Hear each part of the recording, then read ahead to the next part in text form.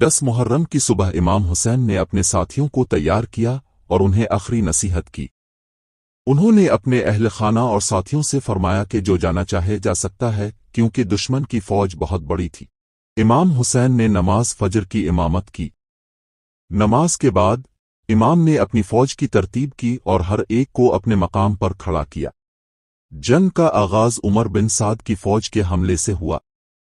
امام حسین کے وفادار ساتھیوں نے دلیری سے اس حملے کا مقابلہ کیا۔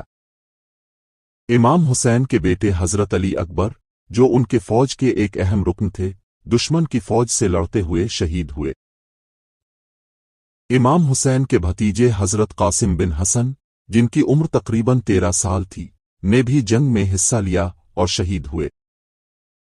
حضرت عباس، امام حسین کے بھائی، جو پانی لانے کی کوشش کر رہے تھے، دشمن کی فوج سے لڑتے ہوئے شہید ہوئے۔ دن کے آخر میں امام حسین تنہا رہ گئے۔ وہ بے جگری سے لڑتے رہے لیکن بالآخر شہید کر دیے گئے۔ ان کے سر کو نیزے پر رکھ کر کوفہ اور دمشق لے جایا گیا۔